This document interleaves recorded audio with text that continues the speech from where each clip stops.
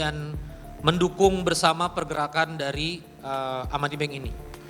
Kalau misalnya portofolio yang sudah kami lakukan secara komunitas Bapak Ibu sekalian, kami sebagai agregator memediasi investment kemitraan ke titik-titik kemitraan salah satu brand F&B, Almas Fried Chicken dan Maumi ya sejenis mie gacoan.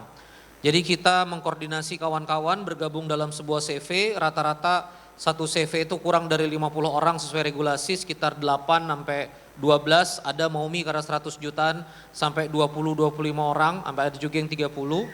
Nah setelah itu Bapak Ibu sekalian, mereka patungan dan membangun capital expenditure di tiap outlet. Portofolio kurang lebih setahun terakhir, Masya Allah Tabarakallah, semoga ini nanti kita bisa gerakan ke simpanannya Amani Bank ini mudah-mudahan itu tercapai 80 miliar total belanja ya, selama setahun di 28 superstore. Walaupun itu tadi Pak Sultan ya ada siap ruginya, harus ada yang siap dengan resikonya, ada yang tidak. Maka dari itu setahu kami ya setelah dinamisasi seharusnya antrian belanja investment atau investor kami itu sampai 150 M ya, artinya karena mereka nggak mengumpulkan uang ke kami, mereka hanya confirm kami siap segini Ustadz, kami siap segini Abi, kami siap segini Kanda. Nah itu yang kami catat ada potensi sekitar 70 M lagi di komunitas kami tersebar di 300 member. Ya, jadi Sohibul Mal Community ini member edukasi yang pada kali ini kita coba komunikasi dengan Amani Bank dan saya cukup tenang karena Amani Bank ini registered OJK, terawasi, lalu juga terdaftar sebagai lembaga penjamin simpanan dan juga punya visi. Apalagi tadi saya sama Pak Endro udah 2 bulan ini meeting saya baru tahu ya ternyata Pak Endro ahli resiko. Tepuk tangan buat Pak Direktur Amani Bank ya.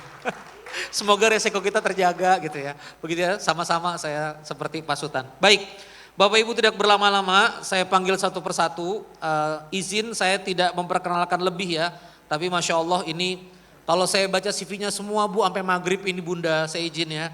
Ini luar biasa, salah satu tokoh muslimah yang menurut saya sangat berpengaruh pada ekonomi syariah di Indonesia, Dr. Tika Arundina. Kepada Ibu Tika Arundina, Bapak Ibu sekalian adalah Dewan Pengawas Syariah di Amani Bank ya. Jadi nanti pertanyaan teman-teman terkait syariah compliance akan dipaparkan oleh Ibu Tika. Nah, baik, makasih Bu. Berikutnya saya panggilkan ya yang kemudian teman-teman suka nanya nih ya, mohon maaf ya Pak Ahmad Aziz ini suka nanya beneran dijamin sama LPS enggak gitu Pak. Kita panggilkan Pak Ahmad Aziz dari Lembaga Penjamin Simpanan. Tepuk tangan buat Pak Ahmad Aziz ya. Ya hadir loh Bapak Ibu ya. Di sini nanti kita dengarkan paparan dari Pak Ahmad Aziz dan tentunya Masya Allah terakhir, Masya Allah yang kemudian hadir kami mengucapkan terima kasih banyak yaitu dari OJK, Otoritas Jasa Keuangan, Analis Pengawasan Perilaku PUJK, Keuangan Daerah dan Layanan Manajemen Strategis Kantor OJK Provinsi Banten, Bapak Rija Fatul Bari, Masya Allah. Pak Rijal Fatul Bari ini di sini ada fraud examiner ya Pak. Jadi bisa mendeteksi fraud dari kejauhan. Ini teman-teman banyak bertanya manajemen gimana, begini gimana. Ini ada sosok-sosoknya ya. Masya Allah Bapak Ibu sekalian, kita akan mulai karena ini izin talk show-nya sekitar 45 menit. Nanti kalau ada paparan materi boleh, tapi saya awali dengan satu trigger pertanyaan ya Bapak Ibu. Izin mic-nya Kanda ada buat, mau masing-masing sudah ada ya. Pertama saya izin Bu Dokter apa kabar, baik Bu? Tes. Nah ya. Alhamdulillah baik, terima kasih baik. Ustaz. Makasih loh Bu sudah hadir di acara keluarga harus Sabtu sore. Bu Tika, Bu Dokter izin. Jadi kalau kawan-kawan ini kan investment, mereka biasa kemitraan, mudorobah, apalagi namanya Sohibul Mal Community. Kami biasa memahami bahwa Sohibul Mal itu berarti kalau untung, kalau rugi tanggung jawab kami sebagai Sohibul Mal terbeban kerugian. Lalu mudorib atau pengelola yang kemudian bahasanya rugi secara tenaga. Saya ketika mensosialisasikan deposito ini ada beberapa kawan-kawan, kok nilai pokok bisa terjamin ya? kok kayak riba ya, kok kemudian ekivalen dan lain-lain ya. Mungkin ini Bu Dokter yang di dunia akademi bisa mempermudah kami untuk paham gitu Bu Dokter. Makasih Bu Dokter, silakan Bu, makasih. Terima kasih Ustadz. Jadi kalau bahasa Ustadz sudah luar biasa ya, sohibul mal mudorib. Jadi kayak teman-teman semua ini sudah familiar semua ya dengan terminologi sohibul mal mudorib, mungkin nanti nisbah. Cuma keuangan secara perbankan belum. Jadi tapi saya pengen tahu sih sebenarnya, berarti kalau di sini semua sudah menjadi nasabah bank syariah ya? Gimana nih, apa ada yang konven gitu? Oh nggak ada nih, saya ngeliat gelengannya cukup kuat ya dari sebelah sana. Jadi semua, mungkin Bapak Ibu semua di sini sudah punya pengalaman ya, memiliki simpanan atau punya investasi atau punya pembiayaan di perbankan syariah. Dan juga sudah memahami tadi kalau dilihat katanya mirip-mirip berarti ya dengan model dari bank konvensional. Kenapa? Karena ada dijamin nih isi pokoknya, banyak begitu ya disampaikan gitu. Cuman sebenarnya gini, kalau kita lihat memang yang namanya bank ya, Ustadz kan memang model bisnisnya adalah sebagai lembaga intermediari. Dia ada di tengah-tengah tuh, menyalurkan antara yang punya kebutuhan finansial dan yang punya kelebihan finansial gitu. Sehingga bisa dikelola. Jadilah muncul gitu ya, lembaga di tengah-tengah. Nah makanya kalau kita lihat secara model bisnis mungkin konvensional dan syariah yang namanya bank ya begitu ya modelnya ya. Kalau kita nabung di bank maka kita punya ekspektasi kita akan dapat hasil nih dalam bentuk, kalau di bank syariah namanya bagi hasil, kalau di bank konvensional namanya bunga. Nah terus tumbuh pertanyaan ya, jadi bagi hasil sama bunga sama ya? Beda apa sama kira-kira? Oh saya hobi banget tanya gini kalau sama mahasiswa ya, saya tunjuk gitu jadi ya. Jadi kira-kira sama atau berbeda menurut Bapak Ibu sekalian? Oh beda. Kenapa berbeda? Karena asal muasal bagaimana dibentuknya bunga dan bagi hasil itu berbeda gitu ya. Jadi gimana bunga itu terbentuk? Ya bunga itu istilahnya adalah klaim ya, hutang, ada penambahan atas hutang manfaat yang berbentuk nominal yang kita perjanjikan di muka dan kita harapkan itu nanti datang ke kita jumlahnya segitu. Nah itulah kenapa akhirnya jatuh hukum riba di dalamnya, karena ada manfaat dari hutang yang diperjanjikan di depan.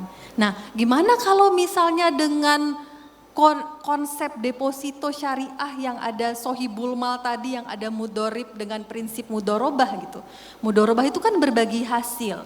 Memang betul akhirnya kita tidak bisa selalu punya ekspektasi hasil itu pasti positif terus. Tadi Pak Emir bilang nggak mungkin ya yang namanya resiko itu tidak disertai, kebalik ya, tidak return atau keuntungan tidak disertai dengan resiko. Nah balik lagi, makanya yang adanya di bank syariah itu yang dilihat, dia dibagi dan disampaikan di awal adalah berapa porsi bagi hasilnya gitu.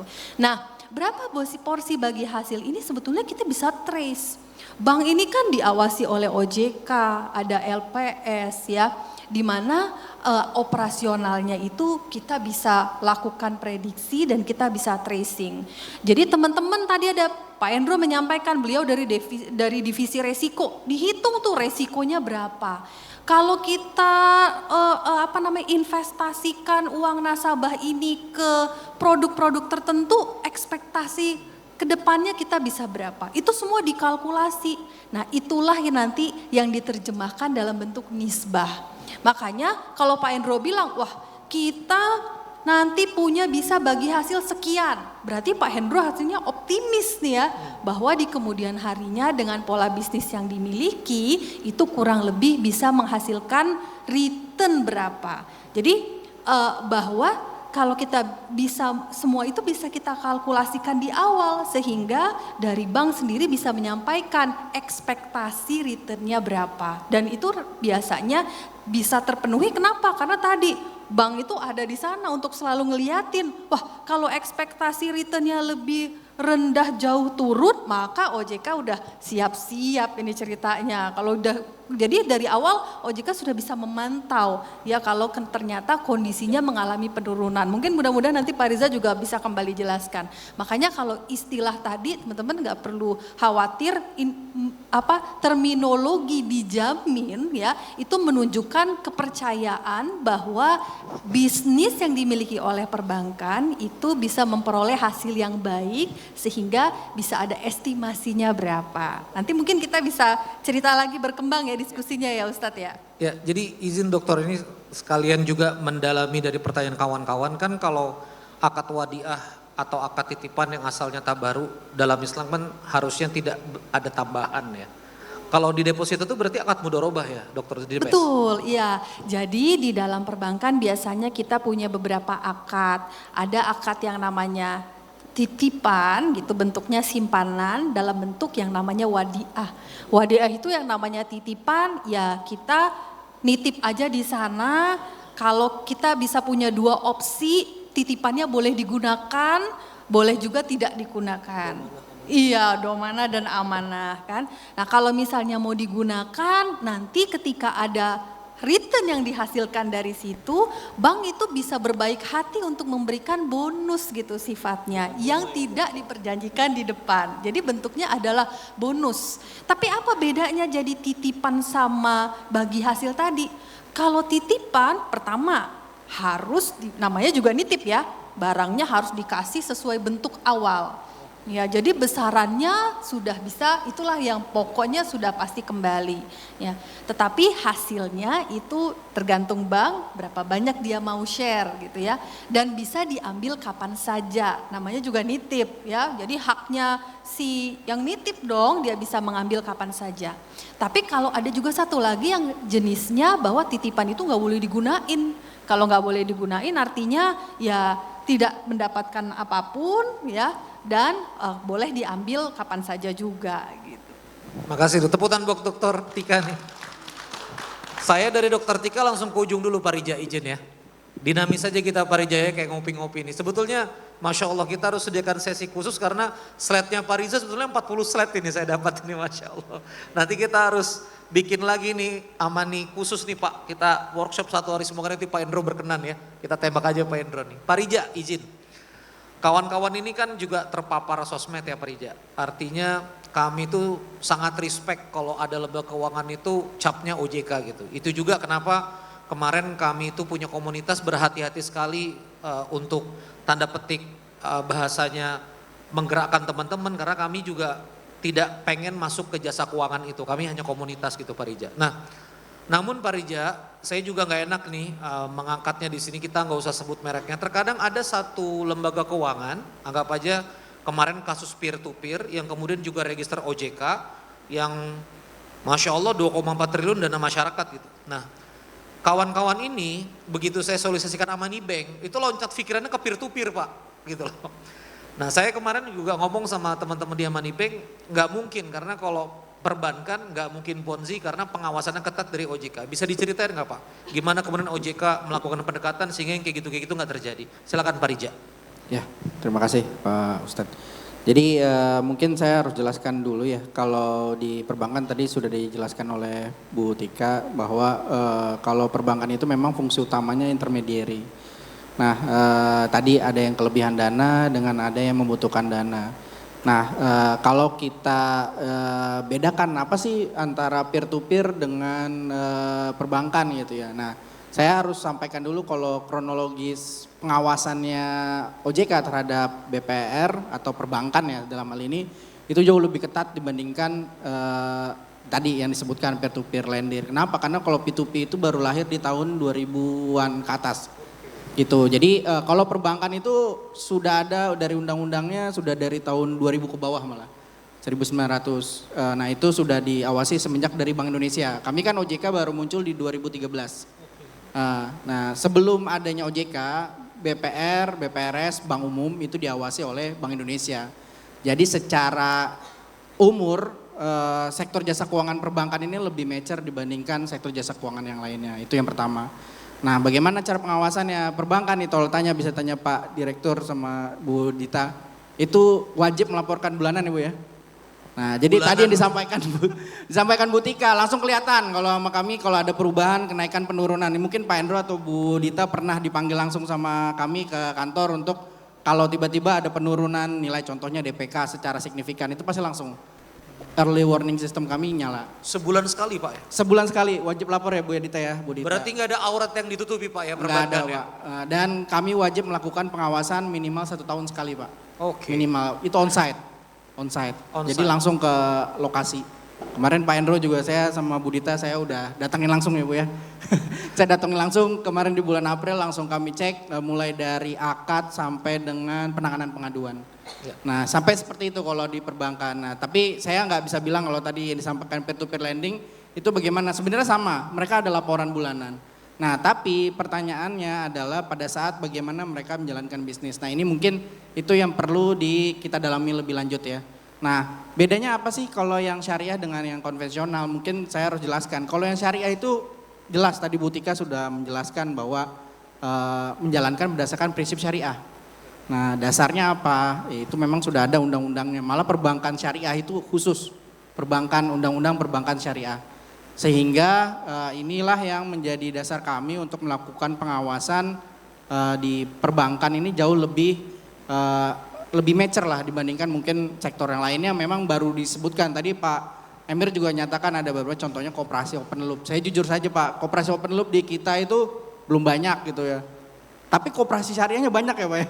Nah inilah yang menjadi tantangan nih di Indonesia ini sektor pengawasannya juga cukup banyak tidak hanya di OJK tapi ada juga di kementerian lembaga lainnya gitu. Nah tapi kalau di keuangan kami bersama dengan lembaga penjamin simpanan, bersama dengan Bank Indonesia dan Kementerian Keuangan itu saling berkoordinasi ya Pak. Kita sebutnya ada yang namanya Komite Stabilitas Sektor Keuangan atau KSSK yang mungkin saat ini beberapa ya belakangan ini banyak dibahas. Nah tapi Pak yang penting kalau yang syariah itu bedanya apa? Yang tadi dijamin adalah bagaimana dia menjalankan prinsipnya secara syariah. Salah satunya adalah dengan adanya kehadiran Bu Tika selaku DPS, Dewan Pengawas Syariah. Kenapa? OJK tidak bisa memastikan day to day. Nah, yang day to day yang mengawasi adalah Direktur Utama. Dalam hal ini yang melakukan memastikan. Nah, kami sebenarnya kepanjangannya Bu Dita. Direksi yang mengendangani terkait kepatuhan. Nah, tapi di atas direksi ada yang namanya komisaris. Komisaris ini secara bisnis harus memastikan bahwa mereka comply dengan peraturan dan undang-undang. Baik itu yang dikeluarkan oleh sektoral maupun yang dikeluarkan oleh ya contohnya perusahaan atau PT gitu ya. Itu harus diawasi. Nah dari prinsip syariahnya diawasi oleh Bu Tika gitu. Jadi kalau secara syariah tentu pasti akan diawasi dan apalagi dengan backgroundnya Bu Tika. Saya lihat wah CV-nya ini sudah malang melintang di keuangan syariah. Jadi saya rasa sih harusnya bisa lebih memahami bagaimana pengawasan terkait akadnya gitu ya. Karena penting nih. Karena biasanya nih ya yang tadi disampaikan Pak Emir itu memang benar Pak. Inklusi keuangan itu syariah sangat rendah dibandingkan dengan yang konvensional. Nah inilah kita sebenarnya banyak mempertanyakan ya kenapa kok bisa gitu. Kita orang Indonesia secara notabene 80% Muslim, tapi inklusi keuangan syariahnya atau di sektor jasa keuangan syariah lebih rendah dibandingkan yang konvensional. Sedangkan literasinya lebih tinggi. Berarti apa? Berarti orang lebih paham tapi tidak mau menggunakan. Nah ini, itu yang harus kita cari itu kenapa sih gitu. Nah tapi mungkin tadi sudah ada bridgingnya gitu ya. Mungkin karena saking pahamnya banyak yang belum berani menggunakan. Nah ini bagaimana kami makanya di OJK selain ya tadi tentu melakukan pengaturan, pengawasan, nah yang paling penting pelindungan konsumen. Pelindungan konsumen. Nah tadi kalau dibahas masalah yang peer to peer itu sebenarnya OJK tetap menindaklanjuti Mas. Gitu. Jadi Pak Ustadz kami tetap menindaklanjuti dan saat ini malah sedang berproses.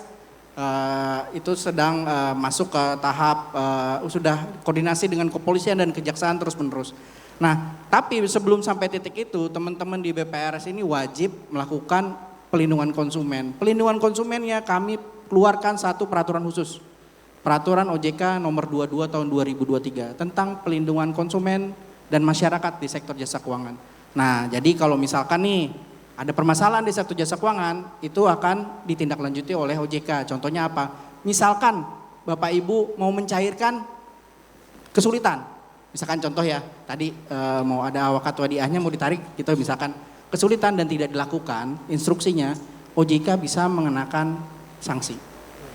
Sampai seperti itu ya Bapak Ibu. Jadi kalau ada permasalahan nih, kalau tadi misalkan di sektoral lain ya ada permasalahan bingung ngadunya kemana. Nah kalau di sini OJK sudah membuat ekosistem pengaduan konsumen, silahkan sampaikan ke OJK, OJK akan menindaklanjuti sesuai dengan ketentuan. Nah jadi itulah kehadiran kami OJK di situ adalah mulai dari melakukan pengaturan, melakukan pengawasan dan melakukan pelindungan konsumen. Mungkin itu Pak Ustadz untuk bisa buat Pak Riza nih Masya Allah. Tapi Pak Riza izin saya sambung lagi sedikit ambil kesimpulan biar teman-teman bisa dapat. Tadi saya dapatkan sebuah narasi bahwa kalau misalnya perbankan, pengawasan OJK terhadap perbankan termasuk BPR sudah mapan Pak ya sistemnya. Sementara kita sebut peer to peer equity crowdfunding, security crowdfunding ini makhluk baru sehingga kemudian mekanisme pengawasan atau kemudian pendekatan approachingnya tidak, maksudnya tidak semapan perbankan. Apakah demikian Pak? Kesimpulan yang saya bisa ambil. Ya, jadi gini, sebenarnya bukan ke arah sana ya, tapi lebih ke bahwa untuk terkait sektor lain selain perbankan itu kita masih melakukan banyak kajian bagaimana memastikan pengawasan yang efektif. Kayak contohnya kalau perbankan itu secara internasional kita punya namanya Forum Internasional Pengawasan atau BESL. Nah kami udah comply Pak, Pak Ustadz kita dengan comply dengan RBS. Nah kalau P2P ini bukannya makhluk baru ya sebenarnya yang paling pertama muncul tuh di Tiongkok ya. Nah tapi di Tiongkok pun sekarang udah nggak ada sebenarnya, sudah banyak dikurangi. Nah sebenarnya kita itu untuk menjembatani gini ya, kalau di Indonesia ini mungkin kalau di sekitaran Tangerang Selatan ini saya nggak tahu masih ada nggak ya, itu banyak bank keliling Pak, bank keliling. Nah jadi yang sektor informal ini banyak sekali. Nah itu muncullah tadi banyak pinjaman pribadi ya kita sebutnya pinpri atau nah tadi sebenarnya kalau di bahasa saya tuh ada masalah pas pada investasi ilegal, masalah pinjaman pribadi. Nah ini yang tentu tidak diawasi oleh lembaga manapun. Nah kalau ada permasalahan Bapak Ibu berhubungan dengan lembaga tersebut tentu tidak ada yang bisa membantu lah tanda kutip. Itu bisanya dengan pidana murni ya gitu ya Pak ya. Karena akadnya juga mungkin tadi misal ke arah perdata atau pidana gitu. Tapi kalau ada yang ngawasin tentu masyarakat akan lebih masyarakat akan lebih tenang lah gitu ya. Karena tadi kami ini ya itu tadi kalau Pak Emir bilang benar OJK itu malah ditambah pengawasannya dengan Undang-Undang P2SK yang terakhir. Kami akan mengawasi bursa mineral Pak. Nah ini juga challenging nih buat kami tentu aja nih teman-teman LPS juga sudah paham. Kami justru ditambah kewenangannya gitu untuk mengawasi bursa mineral termasuk tadi fintech peer-to-peer lending dan lain sebagainya itu tadi paling belakang lah gitu diawasi oleh kami. Nah ini sekarang kami open loop terakhir ada bursa mineral. Malah saya dengar-dengar ada ke dana haji juga nanti akan diawasi oleh OJK gitu ya secara BPKH. Ya BPKH, nah itu di undang-undang terbaru. Nah makin kami luas ini tugasnya, Pak, ya? saking luas Pak, kata di Pak Emir semakin dikuatkan gitu. Nah ini jadi tantangan lah tentu untuk amanah kami, tapi pada intinya kami berkomitmen sesuai dengan undang-undang kami akan melakukan 3 poin tadi Pak, mengatur, mengawasi dan melindungi. Ya, jadi kalau boleh disimpulkan Pak, dari otoritas jasa keuangan kan berarti ada entitas jasa keuangan, berarti kalau perbankan itu bukan lumayan ya, bahasanya itulah yang mapan dan layak jadi pilihan, benar begitu Pak Rija? Untuk saat ini saya rasa seperti itu gitu. Untuk saat ini ya karena tadi historinya panjang lah gitu. Betul. Historinya panjang dan sudah melewati beberapa masa gitu ya. Nah tapi bukan berarti yang lain apa, tapi yang harus saya tekankan mungkin yang disampaikan Pak Emir ya. Kalau masalah investasi itu sebenarnya tadi benar. Yang paling penting adalah kita harus memastikan bahwa itu sesuai dengan kebutuhan kita. Kalau saya sampaikan pada saat saya kegiatan edukasi, jangan melakukan investasi dengan kepala panas gitu ya. Jadi harus dengan kepala dingin dan sesuai dengan kebutuhannya untuk apa. Dan pastikan gitu kita memahami apa yang kita investasikan gitu. Jadi jangan kosong gitu Pak. Ya. Nah kemudian ya tadi tentu investasi kalau kita mau mendapatkan return yang tinggi ada risikonya. Nah risikonya itu juga harus ditakar karena ada orang yang nggak bisa mengambil risiko terlalu tinggi ternyata gitu ya. Nah, kalau kayak kami misalkan saya jujur saya termasuk investor moderat. Saya nggak terlalu berani di investasi yang sifatnya volatile gitu ya, Siap. terlalu mudah. Seperti contohnya saham gitu ya, contohnya seperti itu. Nah, tapi kalau yang tenang-tenang ya seperti deposito gitu. Nah, itu SBN. Iya, SBN kan punya negara ya gitu. Iya. Paling kalau kita ngomongin SBN atau kalau ada yang syariah juga ya, sukuk ya. Sukuk, Jadi sukuk Bapak Ibu ya. kalau Sukuk yang retail. ngomongin ya ada sukuk retail gitu. Jadi bisa juga yang sifatnya syariah. Jadi tolong disesuaikan dengan karakteristik masing-masing Betul. risikonya. Jadi kita bisa lebih tenang lah ya. Karena kan Ya. kita juga berinvestasi juga kemudian itu kan harapannya untuk mendapatkan ketenangan gitu ya Pak Ustadz ya. Mungkin itu saja. Siap, tepuk tangan buat Pak Rija, Masya Allah. Saya harus berhati-hati kalau manggil Pak Ahmad Aziz, karena direktur saya Haji Abdul Aziz. Dia Pak Haji itu KTP Pak, lahir di Mekah. Jadi memang di KTP-nya ada hajinya. Ada hajinya, jadi nggak bercandaan itu. 2 minggu Pak, kalah Torik ini. Torik sekian bulan. Pak Ahmad Aziz, Masya Allah. Saya itu Pak besar di zaman reformasi. 98, saya lahir 86. Jadi SD ke SMP itu ngelihat gejolak waktu itu banyak bank dilikuidasi. Saya ngobrol sama papa saya tiba-tiba pasca itu ketika orang takut nabung di bank lahirlah LPS ya Pak. Lembaga Penjamin Simpanan. Nah jadi ya itu lagi Pak ya saya minta maaf sekali. Komunitas kami ini kan mungkin dari investasi yang sangat-sangat tanda petik itu sangat lapangan sekali ya Bu. Betul-betul ketemu sama pelaksananya. Jadi begitu dijamin LPS apa sih gitu Pak? Kok bisa sih uang kita dijamin LPS? Iya kalau misalnya gagal bla bla bla bla dijamin. Nah ini nampak perlu ada apa Pak ya? Pencerahan dan insight karena seperti tema kita pada kesempatan kali ini pengokohan ekonomi nasional dengan dukungan pada perbankan syariah ini teman-teman sebetulnya udah siap support ini. Cuma kemudian mungkin ada belum terjawab gitu Pak terkait sama LPS ini. Mungkin Pak Ahmad Aziz bisa memberikan pencerahan di sore hari ini. Thank you. Ya, Assalamualaikum warahmatullahi wabarakatuh. Ya, memang tujuan saya kesini juga salah satu juga mengedukasikan dan mensosialisasikan terkait peranan LPS seperti itu ya. Kalau boleh minta tolong ditampilkan slide saya nomor 5. Oh boleh Pak. Slide 5 atau slide berapa? Mohon maaf nih Pak ya. Jadi langsung kayak kita kayak King Iya. Andy aja Pak. Lulusan Metro TV nih soalnya. Langsung. Langsung jebret-jebret gitu. Randy F. Noya. Ya. Dar. Bercandaan ya Bu. Slide nomor 5 kawan. Nah ini Pak. Siap. Berikutnya 4. Ini 4 slide yang kelima. Boleh ditampilkan di Matador? Oh sorry, Jadi, 6 berarti 6. Pindah lagi. boleh Ah, ini ditampilkan juga di Matador? Ya. Minta tolong. Nah, Jadi- kalau sesuai tugas dan fungsinya LPS kita menjamin simpanan dan juga sebagai pelaksana resolusi bank Pak ya. Nah, di depan ini kita menjamin simpanan ini ya semua bank dan juga BPRS dan ke depan di 2028 kita juga akan menjamin asuransi, program polis asuransi. Jadi kalau nanti bapak ini nasabah Bapak Ibu sekalian sudah yakin bank kemudian mengambil investasi ingin ke asuransi, nah itu nanti kan dijamin juga oleh LPS. Nah, oke, baik. Tadi pertanyaan adalah sebenarnya posisi LPS ini menjaminnya bagaimana kasarnya seperti itu Pak ya. Kalau kita lihat di tayangan ini itu ada di sebelah kanan itu ada syarat penjaminan LPS itu ada 3T.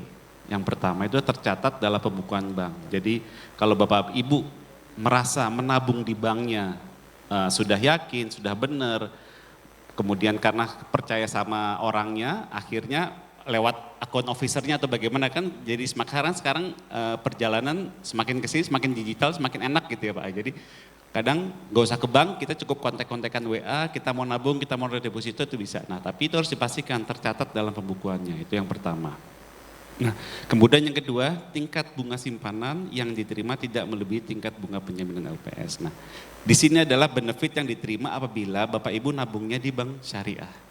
Jadi berapapun imbal hasil tadi Prof. Tika sudah menjelaskan, imbal hasilnya sebesar 10% atau lebih atau semakin tinggi itu kan semakin menyenangkan ya kita dapat bagi hasil. Itu insya Allah dari LPS itu tidak akan dikenakan. Jadi ketika Bapak Ibu menabung di bank syariah, imbal hasil yang diterima ekuivalennya lebih tinggi daripada yang tingkat bunga berlaku di BPR saat ini adalah 6,25 itu sama sekali tidak menjadi patokan atau tidak jadi catatan. Jadi untuk yang T2 ini tidak dikenakan ke nasabah di bank syariah seperti itu. Kemudian yang ke T3, nah T3 ini adalah tidak terindikasi melakukan fraud dan atau terbukti melakukan fraud terkait dengan tindak pidana bidang di perbankan seperti itu. Nah, ini adalah kaitannya misalnya salah satu contoh paling gampang adalah ketika Bapak Ibu punya simpanan di bank syariah, BPR atau bank umum syariah, kemudian Bapak Ibu punya kredit macet.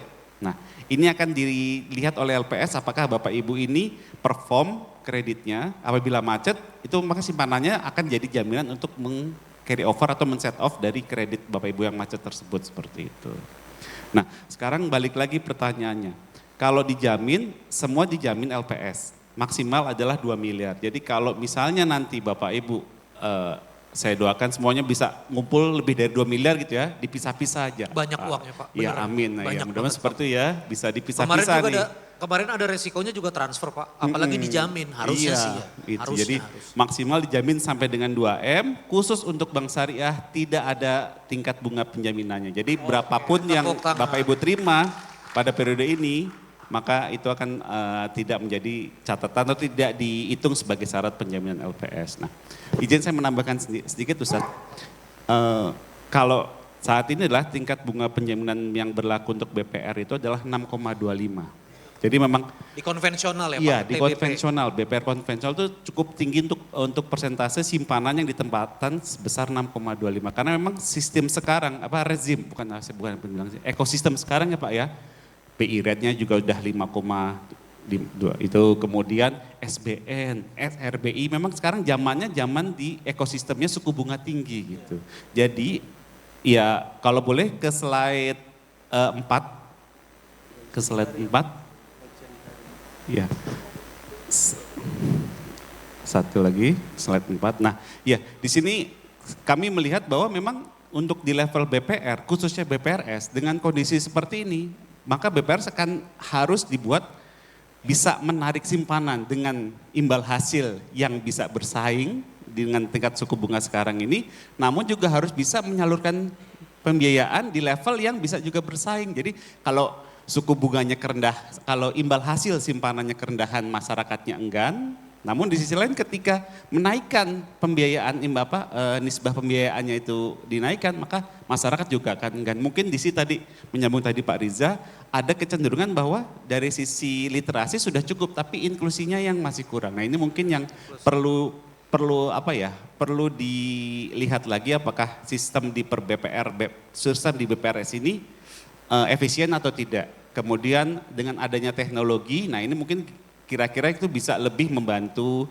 dalam operasional bisnis, penyaluran kredit dan maupun penghimpunan dananya seperti itu. Nah, kemudian satu lagi saya ingin menyampaikan bahwa tantangan BPRS ini mudah-mudahan ini kabar baik ya, karena memang teman-teman OJK, kami terbantu sekali dengan teman-teman OJK karena sampai saat ini belum ada bank umum ya. Tapi kalau BPR ya ada. Sepanjang 2024 dan 2025 itu ada 25 BPRS yang dicabut izin usahanya, kemudian simpanannya dibayarkan oleh LPS. Oh, mohon maaf Pak, berarti LPS membayarkan penjaminan itu it happen Pak? Iya, ketika banknya gagal, dicabut izin usaha, kita bayarkan. Berapa titik BPR tuh Pak yang di save oleh? Yang 25 BPRS ini hanya 5 BPRS. Jadi kalau secara kejadian, tingkat kejadian di BPRS sangat kecil. Nah untuk di 2026 sampai saat ini BPRS belum ada. Dan mudah-mudahan akan seterusnya jadi semakin kuat ibaratnya ketahanan di BPRS yang menjadi ibaratnya barometer di paling bawahnya seperti itu kan ya kan. Itu BPR kan menyalurkannya di sektor real dan itu produktif, membuka lapangan kerjanya cukup banyak seperti itu.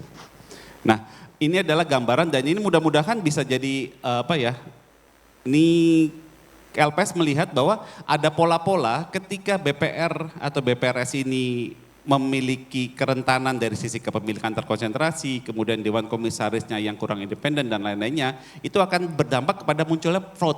Fraudnya itu saya menggambarkan ada 6 fraud ini yang mungkin sebagai nasabah juga harus aware juga seperti itu kan. Bagaimana nasabah melihat percaya terhadap BPRS ini, terutama BPRS Amani ya, melihat apakah simpanannya tadi nasabah-nasabah ini dicatat atau tidak. Seharusnya ya kalau sudah percaya maka amanah kan nggak akan dikhianati gitu ya Pak. Jadi itu mungkin akan menjadi tanggung jawab BPRS Amani untuk bisa memastikan bahwa fraud-fraud yang diidentifikasi di sini itu bisa termitigasi dengan bang tidak ada mudah-mudahan di BPR Amani seperti itu. Mungkin Tepuk itu penutup tangan, dari Masya saya. Allah. Ini terpaksa saya harus ke Parija lagi nih. Pak, kepemilikan transaksi, Dewan Komisi Keuangan Independen, terus kemudian ya dan lain-lain. Akhirnya pola umum fraud di BPRS itu, slide-nya jangan hilang. Slide-nya jangan hilang, munculin lagi. Munculin lagi bro, slide-nya bro. Anak-anakku, love you. Nah tadi kredit fiktif, penggelapan dana dan lain-lain, manipulasi laporan. Bukankah ini OJK mengeceknya setiap bulan, Pak Rija? Ya, bulanannya iya. Oke. Tapi untuk detailingnya itu mungkin bisa dilakukan periodik gitu. Biasanya minimal 1 tahun sekali. Nah tapi benar yang disampaikan oleh Pak Aziz, memang ini salah satu yang menjadi ini sebenarnya yang paling krusial itu adalah kompetensi manajerial sih. Nah jadi sama Dewan Komisaris yang kurang independen ini semua penting lah semua ini. Tentu ini yang diharapkan tidak memitigasi tadi ya agar tidak terjadi fraud. Nah kenapa? Karena tadi yang kredit fiktif itu ya saling banyak tuh yang paling krusial tuh yang banyak terjadi belakangan ini adalah masalah kredit fiktif sebenarnya. Yang ternyata disalurkan kepada affiliated party gitu. Nah itu biasanya sih 2 itu. Nah karena berhubungan antara manajerial, pengendalian internal yang lemah, kemudian Dewan Komisaris mungkin yang kurang independen. Nah ini yang menyebabkan fraud-fraud ini banyak terjadi di sektor jasa keuangan gitu. Jadi tapi kalau dari kami tadi kami laporan bulanan secara bulanan itu sudah tersistemize. Jadi laporannya secara periodik kami dapatkan. Kemudian kalau ada, nah tadi memang yang paling harus disampaikan adalah kepada masyarakat apabila terjadi permasalahan segera disampaikan OJK. pengaduan konsumen ke OJK. Kenapa itu juga bisa menjadi salah satu warning system kami gitu ya. Karena kalau tidak konsumennya merasa baik-baik saja ya OJK juga yang namanya OJK. Kami mengawasi 3.000 sektor jasa keuangan Mas. Jadi kayak kepolisian tuh delik aduan ya Pak? Iya betul. Nah tapi minimal kami Iya, tidak seperti mungkin kalau di kepolisian kan semua diurusin gitu ya. Nah Oke. tapi kalau kami sektor jasa keuangan aja kami 3.000. Di Banten ini kurang lebih ada 60 BPRS. BPRS-nya ada 10. Ya. Nah itu berarti ya kami setiap tahun ya yang kami pelototi ya itulah kurang lebih gitu. Ditambah ada bank umum, kami punya bank Banten. Kemudian ada lembaga keuangan mikro, ada yang sifatnya syariah juga. Nah itu tentu kalau masyarakat tidak menyampaikan kepada kami gitu dalam hal terjadi permasalahan. Mas saya kadang gini, emang yang kami harapkan justru konsumen itu semakin teredukasi, mereka semakin kritis. Ya.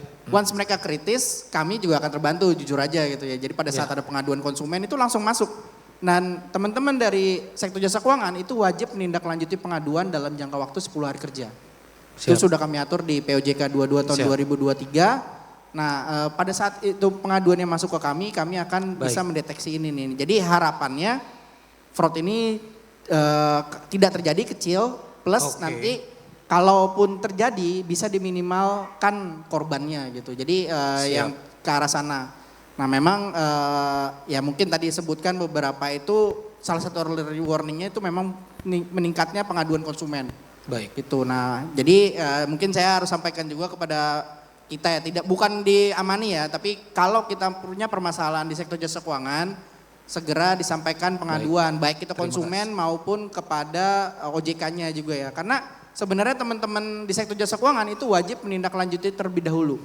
Misalkan kayak yang receh kan nggak mungkin Mas, tiba-tiba mereka permasalahan sistem ngadunya ke OJK gitu. Ya pasti kan kita bilang, Pak Hendro tolong betulin dulu gitu. Nah jadi kan Pak Hendro bisa nanganin. Nah tapi kalau yang permasalahan kayak tadi ada permasalahan fraud segala macam, nah itu pasti OJK akan langsung tindak lanjut. Gitu. Terima kasih Pak Rija.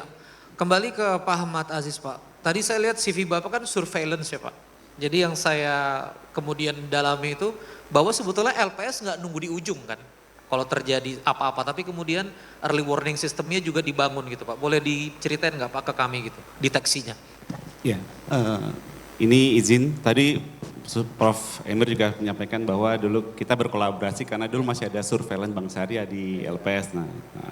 Nah kemudian akhirnya sekarang di-merge jadi satu, ya udah surveillance mau bank umum gitu ya. Nah sebenarnya kalau dari sisi surveillance itu hanya apa ya, hanya karena maksudnya perbedaannya yang satu syariah, yang satu konvensional. Tapi cara kita melihat, cara kita menganalisis, cara kita mengkomparasi antara data, indikator, kemudian informasi-informasi yang ada sebagai anekdotal itu mirip semua sih sebenarnya. Jadi secara itu tidak ada perbedaan kecuali mungkin teman-teman OJK yang bank umum nih, dia kalau bank syariah justru lebih ketat ya Pak ya. Ada 10 ya, kalau bank konvensional 8, di bank syariah ada 10 dia imbal hasil dan investasi kalau jasa tambahannya.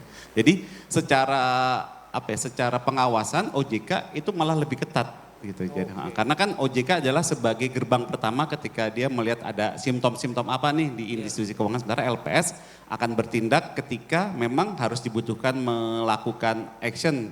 Misalnya contoh kalau di bank umum LPS itu punya opsi penempatan dana apabila ada bank syariah bermasalah gitu, itu kita bisa menempatkan dana di LPS. Tapi secara dari sisi surveillance LPS yang pada akhirnya itu untuk memitigasi resolusinya itu secara sistem, secara analisis, secara metodologi mirip-mirip saja antara syariah dan konvensional seperti itu Pak. Ya, jadi selama tadi berarti kalau di syariah T1-nya aman, T3-nya aman, berarti dijamin oleh LPS dan bisa dilikuidasi. Pak, ini izin pakai bahasa bayi ya, nanti dibantu juga lah Prof bahasa bayi. Kan kalau kami ini, oh begitu ya. Jadi LPS itu kita nanti dibayarin pakai uang APBN, apa dibayarin pakai uangnya Pak Prabowo gitu Pak. Kita cuma mikirnya 2 miliar kita bisa balik nih, siapa yang jamin? Atau ada aset yang kemudian dilikuidasi, ini masih bias di beberapa pikiran teman-teman. Boleh nggak Pak? Itu teknik ini, pakai bahasa bayi aja Pak. Gitu Pak. Kalau mungkin modal masih bisa lanjut nih Ustaz? Lanjut Pak, nggak apa-apa. Ya, saya kan modal Ustadz awal, Pak, Ustadz nggak apa-apa, saya Ustadz. Amin, 5 menit lagi azan, kita punya musola sendiri Pak, tenang aja. Ya, secara modal awal LPS itu menerima 4 triliun dari pemerintah. Dari pemerintah. Nah kemudian seluruh bank peserta penjaminan LPS, itu boleh ke next slide, ke slide 6. Seluruh bank penjaminan LPS, baik bank umum syariah maupun bank konvensional itu, mereka melakukan pembayaran premi yang dibayarkan setiap 2 periode, Januari dengan Juli, periode Januari dan Juli. Itu jadi bank-bank itu membayarkan premi atas simpanan, nilai simpanan yang ada di buku banknya ini, dikalkulasikan, dirata-ratakan, dikali 0,1 per semester. Jadi secara secara dari sisi pendanaan ini adalah setoran premi yang dibayarkan dari bank-bank ke LPS untuk LPS kelola itu bisa ditaruh di SBN. Nah, saat ini yang paling banyak most likely ada SBN terbesar adalah SBN. Jelas. Hasil pengelolaan ini yang jadi dana cakupan penjaminan LPS apabila terjadi bank-bank yang mengalami kegagalan dan kita harus meresolusinya. It seems like insurance Betul. Mirip seperti insurance tapi iya. Seperti kalau sekarang ini mungkin udah sekitar 2,2% dari total simpanan. Kalau total simpanan ada sekitar 10.000 triliun di data. And LPS itu punya dana 220 triliun untuk itu. Tepuk tangan buat LPS ya.